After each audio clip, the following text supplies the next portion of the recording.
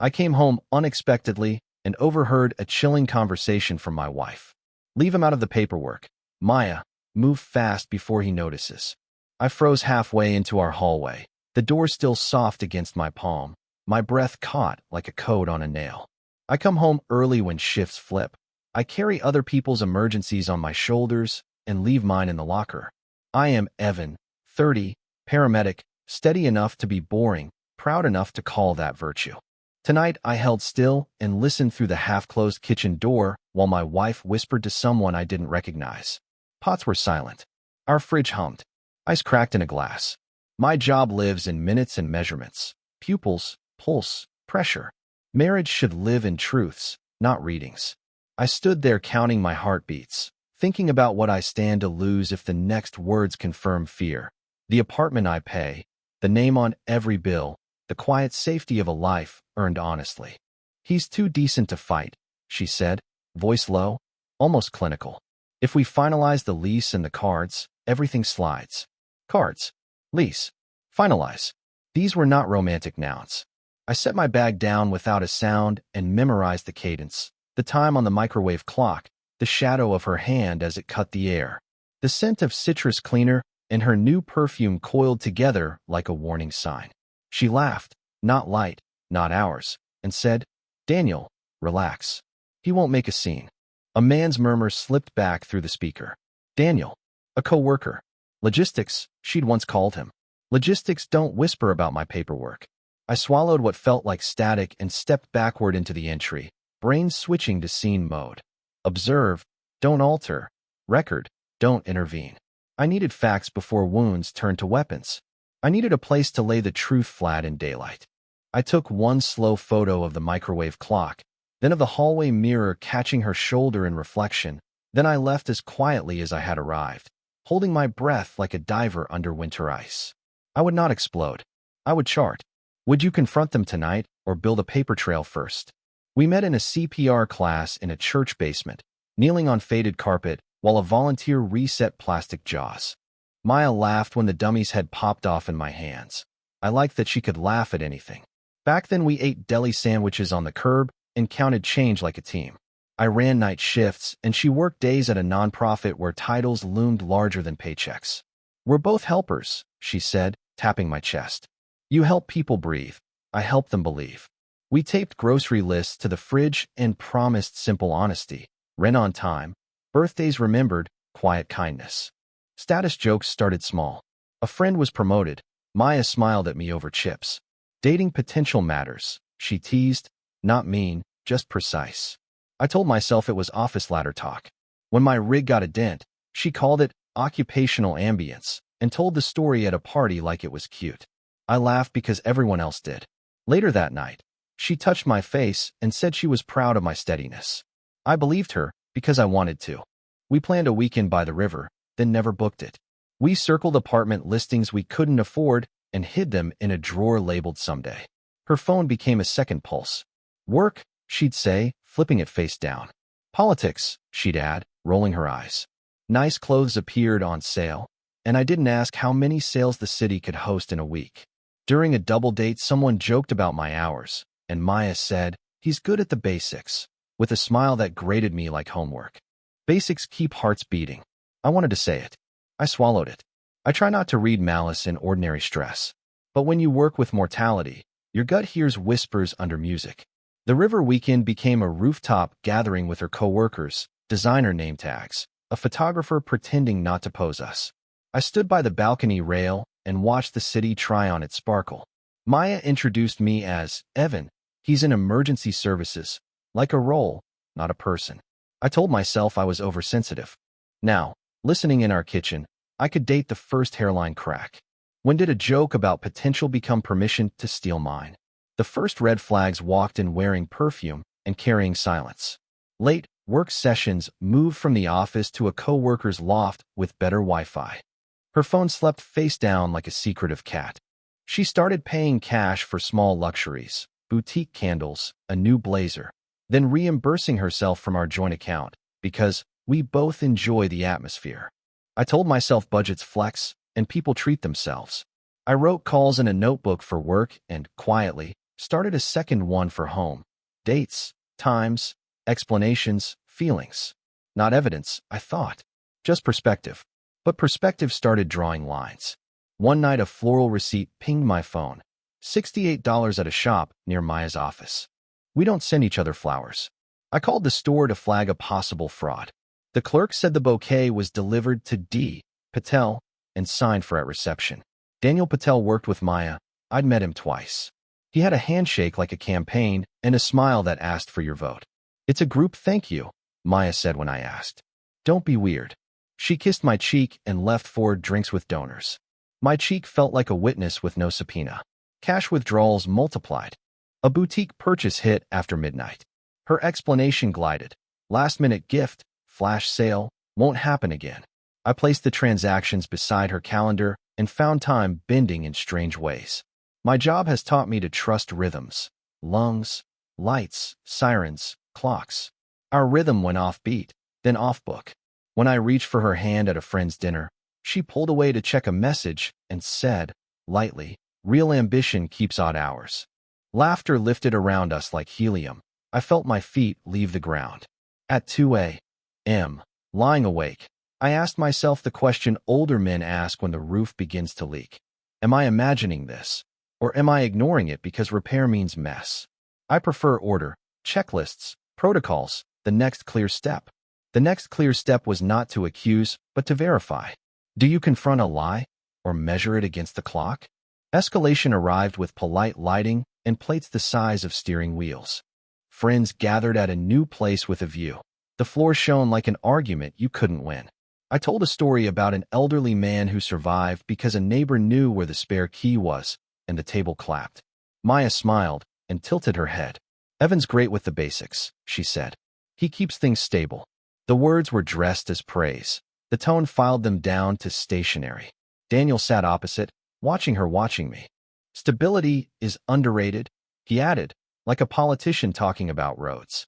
I nodded and cut my steak into small, reasonable squares. Under the table, Maya's phone glowed. She typed with practiced speed, half-smile resting on her lips like a signature. The bill arrived and slid toward me. You've got this, she said softly, like an old joke. We pay 50-50. I paid. In the bathroom, I checked my phone and saw it. A card alert for a delivery service I'd never used, addressed to an uptown leasing office. The timestamp landed between Maya's bathroom break and her return with fresh lipstick. My stomach tightened like a belt pulled 2 holes too far.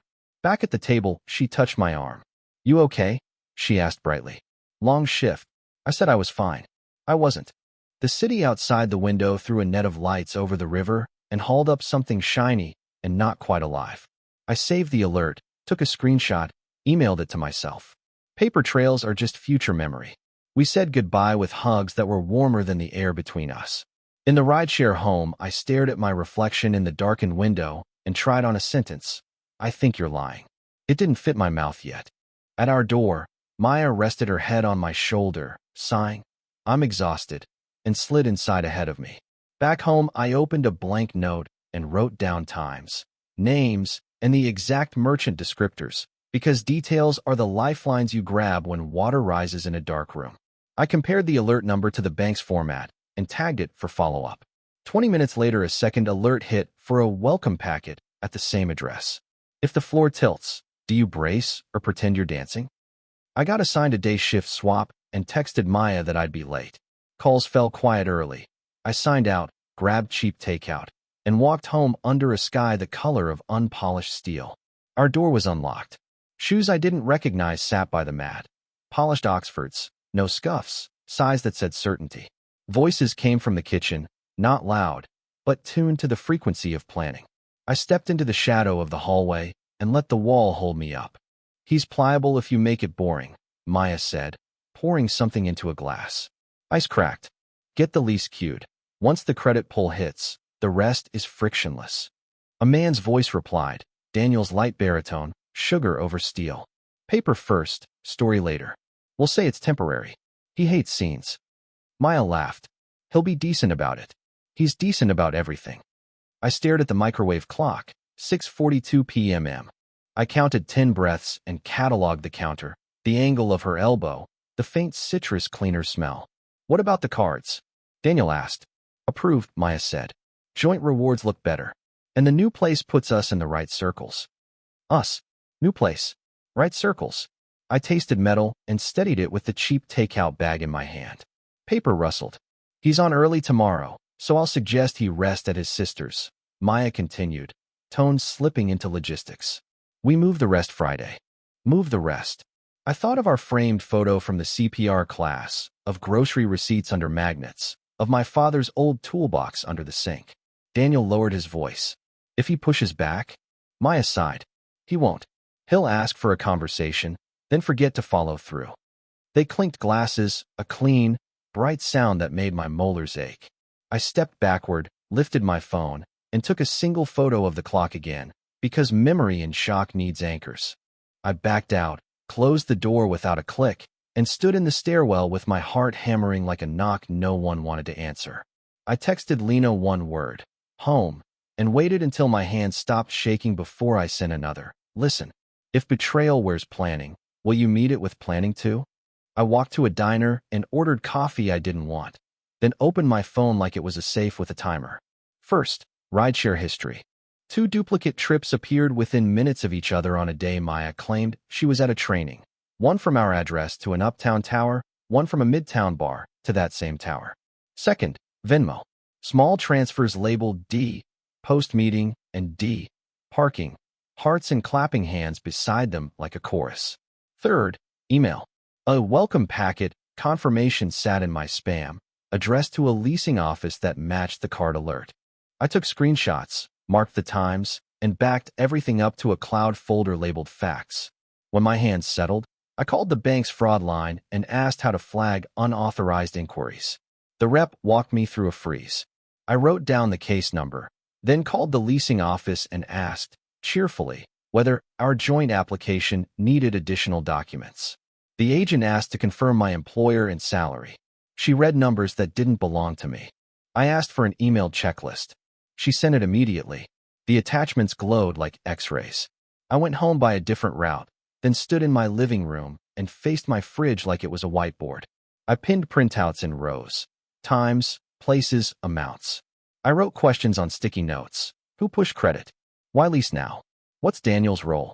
Then I forced myself to eat a sandwich on a paper plate so the room would feel like my house and not a temporary exhibit. I called Lena. Document everything, she said, voice calm. No confrontations at home. You deserve witnesses. Before sleeping, I recorded a voice memo describing exactly what I heard, down to the cadence of the ice and the microwave's blue digits. Memory is cleaner when it's fresh. I locked the bedroom door for the first time since we moved in together. At 3 a.m., a new email arrived from a tenant screening company with an upbeat subject line. Paper trails are patient. Will you be patient enough to match them? Morning light made the apartment look harmless, which is one of light's meanest tricks. I brewed coffee, opened the tenant screening email, and read through its cheerful bullet points. It listed identity verification steps you already started. I hadn't. It thanked me for consenting to a soft pull. I hadn't. I forwarded it to my new fraud case and printed the PDF. Then I opened the smart speaker app and checked voice history. Commands at 6:38 p.m. last night. Play jazz. Call Daniel. Volume up. The doorbell cam showed Daniel at 6:11 p.m. Shoes I recognized from the mat, leaving at 6:55 with his jacket over his arm. The microwave photo in my camera roll said 6:42. The times built a spine. I cross-checked Maya's Instagram stories with my screenshots. She had posted a boomerang of a candle at 6:50 with the caption self-care, which would have been sweet if it hadn't been filmed in our kitchen at the exact moment a stranger's voice drifted through our doorway. I zoomed in on the reflection in the glass jar and saw a man's sleeve. I took another screenshot and labeled it Reflection 650. At lunch, I visited the leasing office under the pretense of clarifying parking. The receptionist slid a glossy brochure across the counter and said their 2 bedrooms were nearly full. We take identity very seriously, she added, eyeing my uniform. I smiled and asked about the timeline. She spoke dates that matched the card alerts. I left with a brochure and a business card and the feeling of holding a heavy tray with shaking hands. Back home, I compiled everything into a binder because paper forces posture. I added a cover sheet labeled Facts. I wrote a one-page timeline with columns for source, time, claim, contradiction. The pattern was no longer a suspicion. It was a diagram. I knew the next step would ask me to become someone I didn't enjoy being. So I drafted an agenda the way our supervisor teaches new medics. Short, clear, neutral. Identity verification. Timeline reconciliation. Action items. No adjectives. No blame words. Only nouns and dates. If you fear confrontation, will you design one that respects your fear? The mini twist wasn't cinematic. It was administrative. The tenant screening portal, once I verified my identity, showed a partially saved application bearing my full name, birth date, and a salary not mine. Boxes ticked for joint tenancy, premium amenities, and auto pay. A tab titled Credit linked to a pre-approved card with a rich people sheen and a promotional APR that expires like milk. Congratulations, the banner said. You're a perfect fit. I am not a perfect fit for people who need to stage their lives like showrooms. I called the number in the footer and asked how an application could begin itself. The rep put me on hold, returned with a script about user error, then admitted we could log IP addresses with a formal request. I sent it through my fraud case and added a sticky note, IP trace. Next, I pulled my full credit file and marked every soft inquiry I didn't recognize. A private leasing group, a luxury furniture store, and a clinic payment program had all knocked politely. I printed everything and wrote the dates along the margins like chapter titles. The stakes sharpened. If a lease went live under my name, my credit would carry furniture I never used and walls I never lived behind. If new cards opened, my quiet budget would become their runway. If an address change slipped through, my bills would become their props. I thought of how often I tell patients, we're going to do this step by step, and realized I owed myself the same tone. I emailed the bank to set a meeting in a neutral space, copied the leasing office, and CC'd a notary service. Subject line, identity verification and timeline clarification. I invited Maya to avoid misunderstandings. I did not mention the hallway. I did not mention Daniel. I signed my name like a person whose name still belonged to him. The confirmation came back faster than my pulse could slow. The bank manager proposed a small conference room, fluorescent lights, a wall clock, and printed agendas. He sounded like a metronome. It comforted me more than any apology would. What would you risk to keep your name attached only to you? I built the plan the way we build a treatment protocol. Assess, stabilize, act, reassess. First, I gathered proof with chain of custody care. Screenshots saved with timestamps. Emails exported as PDFs. Voicemails transcribed and backed up. I wrote a one-paragraph narrative for each item explaining source and significance, what it showed and what it contradicted. I copied everything to an encrypted drive and put the drive in a plain envelope in Lena's desk. This is not drama, I told her, hands steady. It's documentation. She nodded and handed me tea like we were studying for a test we intended to pass. Second, I chose tone. No shouting, no cornering at home, no he said she said storms. The meeting request stayed neutral and boring. Identity verification, timeline reconciliation, and next steps. Third, I set boundaries. Any discussion outside the meeting would go through email. Any accusations would be met with requests for specifics. Any attempts to move belongings would be delayed until the paperwork was clean. I stuck these rules to the fridge like recipes. I recorded one more voice memo for myself. This is an ethical response. I said into the phone in my parked car. I am not here to hurt anyone. I am here to keep my name, my credit, and my dignity intact. I will breathe and count. Saying it out loud felt like setting a splint. The ache didn't vanish, but it stopped moving. Finally, I printed 3 slim binders, facts for me, copies for the bank, and materials for anyone disputing memory. Each had a table of contents with tabs for rideshare, Venmo, email, lease, and photos. Paper makes people sit up straighter. I packed 2 pens and a small notepad labeled questions. Then, I notified HR that I could not take calls during a 1-hour personal appointment. The manager replied, "Take the time. Mercy can be a plain sentence." I slept poorly anyway, but when I woke my jaw wasn't locked. The meeting landed on a Thursday at 3, which felt like an ordinary hour for extraordinary truth. If justice is calm, can you hold still while it works? The night before the meeting, Maya cooked pasta and put on a playlist we used to save for easy evenings. She moved like a commercial, soft lighting, measured steps, eyes on me with something like concern. "Are we okay?" she asked, a little too carefully. "You've been distant." I looked at the steam rising from the pot and counted to 5. "Work's been heavy," I said. "True enough. And we need to talk about some paperwork tomorrow." Her smile twitched. "Paperwork?" she repeated, casual like a cat. "What kind of paperwork?" "Identity verification," I said. "Timeline reconciliation." She blinked, then laughed in a register I didn't recognize. "You sound like a meeting agenda." I shrugged. "I'm trying to be clear." She set plates, poured wine, touched my arm. "We don't have to turn into enemies," she whispered. "We can solve anything if we stay us." I looked at our cheap table and thought of the shoe impressions on the mat. Halfway through dinner, she slid her phone across to show a joke. A notification flashed. "Calendar. Lease follow-up with Daniel." She snatched it back, too late. "He's helping with an office move," she said, words crawling over each other. "Different Daniel. Our city contains many Daniels.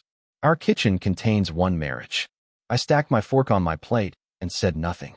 Lena texted a checklist while I rinsed dishes. "Breathe. Do not argue. Bring copies. Confirm notary. Sit near the door. Keep sentences short. Ask for signatures." I read it 3 times and slipped my phone away. Maya watched me from the doorway like someone trying to decode a language they thought they spoke. At bedtime, she reached for me. I turned off the lamp and said I had to be up early. In the bathroom, I set out my wallet, keys, and binder like a medic staging equipment. Left pocket for pen, right pocket for phone, copies in the front sleeve, originals in the back. Routine steadies hands when truth tries to shake them. In the dark, a message from Daniel lit her screen and then went quiet. "Will you mistake false peace for safety or hold steady for mourning?" We met at a branch that smelled like paper and carpet cleaner, where the pens were chains like jewelry. The manager, Mr. Lopez, greeted us with a printed agenda and a smile that did not belong to either of us. A notary sat at the end of the table with a stamp and hands like reliable tools. Maya arrived in a blazer I'd never seen. Daniel came in a minute later and addressed the room, not me, with a hello that assumed victory. I placed my binder on the table and set my phone to record with everyone's consent. Carter joined by video, his voice warm and crisp. "We'll begin with identity verification," Mr. Lopez said, tapping the agenda. "Then we'll reconcile timeline discrepancies and determine next actions." His tone made the words feel like elevator buttons. We handed over IDs. The notary compared faces to photos, then nodded and stamped a sheet that felt like a door shutting gently. I spoke first, keeping sentences short. "A tenant screening portal shows a partial application in my name," I said. "There are soft pulls I did not authorize. My bank sent alerts regarding a leasing office delivery. I need clarity." Maya crossed one leg over the other and watched the notary's stamp. Daniel glanced at the clock. Mr. Lopez laid out copies of my screenshots, rideshare times, Venmo notes, the candle reflection. "We are here to verify," he repeated, neutral as beige paint. Carter asked the branch to request, on record, the IP addresses used for the application. The manager agreed and began the form. Paper rustled. The clock ticked in good health. Maya's voice was very gentle when she finally spoke. "This is a misunderstanding," she said. "We've been exploring options. Nothing is final." Daniel nodded like a PowerPoint. "We're just planning," he added. "No need to dramatize." Carter's voice stayed patient. "Planning that uses someone else's identity is not exploratory," he said. "It is misuse." I slid the reflection photo forward, its timestamp sharp as a thermometer. "If performance falters under fluorescent lights, will honesty hold the room?" Mr. Lopez read dates aloud while the notary stamped. The tenant screening log showed 2 sessions from the same IP address. One at 6:33 p.m., one at 6:47 p.m. The exact window between Daniel's arrival and departure on our doorbell cam. The leasing office email confirmed a courier welcome packet signed for by a receptionist at 7:12. My screenshots of Venmo to D. Parking sat like captions beneath the timeline. Carter asked that the bank note a freeze and mark any further inquiries as contested. "Consider this a prophylactic," he said. Mr. Lopez smiled like a man who enjoys tidy systems. Maya spoke softly. I never meant to hurt you, she said, a line that can be true but not complete. We were just trying to move into a place that fit our goals. You like quiet. I like presence. Daniel straightened. We can shoulder the lease, he offered, if that's what this needs. I watched his hand hover over the table like a helicopter looking for a landing pad. Carter asked the simplest question. Did Evan authorize any joint application? Silence arranged itself in the chairs. I placed a printed transcript of my voice memo on the table, the one recorded the night I heard ice and planning. I am not interested in shame, I said. I am interested in accuracy. Mr. Lopez circled the IP entries and initialed them. The notary stamped another confirmation of identity. Daniel's smile thinned. We're all adults, he said.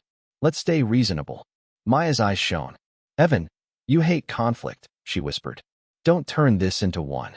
I took a breath and remembered how lungs work. Expand, hold, release. Conflict happens when people override other people's names, I said. This is correction. The room belonged to paper now, not to charm. Mr. Lopez slid a form forward. Acknowledgement that any application using my data without consent would be voided and flagged. He placed a pen beside it and waited without speaking, the kind of silence that asks adults to choose their names. When the mask slips, will the script finally read like truth? Fallout didn't explode. It settled like dust you notice only when sunlight aims just right. The leasing office withdrew the partial application and sent a letter acknowledging misuse. The tenant screening company logged the IP trace request. My credit file showed freezes across the bureaus within a day. Daniel unfollowed me on platforms where we'd never really been friends. Maya sent a long message about pressure and image and the version of our life that kept slipping out of her hands. I read it twice and replied with 2 sentences about boundaries and the address for certified mail. At work, calls faded into a rhythm again. People bled, breathed, cried, recovered. My supervisor asked if I needed time. I said no because routine is one of the ways I keep from floating off the map. Still, grief arrived in ambushes. A wheat-colored woman thanking me for lifting her husband, like a brother. The sight of a city skyline reflected in a restaurant window. A candle's small cough of smoke. I let the ache pass through without trying to turn it into a speech. Friends chose sides the way people choose chairs when the band starts. Nearest, easiest. Some apologized for not seeing it. Some wrote nothing, and then liked a photo of my lunch as if we'd reset to weather. Lena brought soup and a folder labeled coping. Inside it a list of things I might enjoy that weren't checking portals for updates. I tried one. I sat by the river with a paperback and watched dogs live their entire narratives in 20 minutes. The bank confirmed, in writing, that any future inquiry on my identity would trigger a call. The leasing office updated their policy to require wet signatures for joint applications, a change that felt small and huge at once. Carter sent a final note. Keep the binder. Keep your tone. Keep receipts for your own heart. I printed it and tucked it behind the cover sheet labeled Facts. One evening the doorbell cam caught Maya alone, standing at the edge of the frame, unsure whether to knock. When closure arrives without apology, do you accept it or ask for more? Healing rarely looks like a movie. It looked like me sitting in a therapist's chair on Tuesdays at 6 p.m., describing the sound of ice in a glass and the way fluorescent lights can make truth more legible. It looked like calling the bureaus myself to confirm freezes, setting up credit alerts, and closing an old store card I'd forgotten. It looked like fresh sheets, a repaired radiator, and a small plant I watered because it couldn't water itself. I moved the binder from the kitchen table to a shelf and labeled a new folder life with nothing inside it yet. I opened a new checking account at a different bank, changed every password to a phrase that would make only me smile, and added 2-factor authentication like locks on windows I never used to close. I ordered a credit report mailed on paper because paper slows people down and makes them careful. Lena and I walked the riverside path on Sundays and listed boundaries the way you list groceries. No shared accounts without both signatures. No discussions that aren't in writing. No moving anything out while facts are unsettled. No mistaking politeness for peace. I wrote them on a card and kept it behind my driver's license, where it pokes my thumb every time I reach for gas money. When sadness arrived, it does, like weather, I let it sit in the living room and look around. Then I asked it to leave at a decent hour. Maya reimbursed the fraudulent charges and sent a notarized acknowledgement about the application. Her message ended with, "I hope we can find some friendship." I stared at the word until it lost shape. Friendship is not built with the tools that unbuilt my name. I replied with thanks for the paperwork and a request for no further contact for 90 days. She sent a single understood. I believed it and also didn't. I donated the expensive candle to a neighbor who was moving in and gave her the little metal lid like a coin for luck. The apartment smelled like lemon again, but the warning was gone. At night, I slept through until my alarm, which felt like a form of wealth. In the morning, I brewed coffee and carried a mug to the window, counted passing buses, and realized the city could be kind when it wasn't trying to impress anyone. If your life becomes quiet, will you trust the quiet to hold? Reflection is the part older viewers always ask me for, so here it is, plain. If you find yourself standing in your own hallway listening to a version of your life you did not agree to, step back and write things down. Don't scream into a room that feeds on performance. Put the truth on paper where charm cannot breathe. Freeze your credit before anyone drives your name. Build a binder, digital or literal, with dates, times, amounts, and sources, and speak in the language of the room you're in. Banker to the bank, legal to the form, kind to yourself. Keep your tone like good posture, upright, not rigid. I keep thinking of the man who told me, after I held compressions for 16 minutes, that I had beautiful hands. He meant steady. He meant the hands did not shake when someone's life needed holding. I want that for my heart. I don't need rooftop views or brochure names for my building. I need a kitchen where the light is honest and a table that remembers jokes that weren't knives. I need to call my sister on Sundays and hear her say, "Good," when I tell her I ate, I slept, I laughed at a dog chasing a pigeon's shadow. Maya will tell her version. Daniel will tell his. The bank will file papers. The notary's stamp will dry. The city will keep shining on schedule. My job will send me to other people's thresholds, where I will knock and say my name and ask to come in. I will keep counting breaths in minutes that matter and letting small minutes refill me later. That is how I want to live.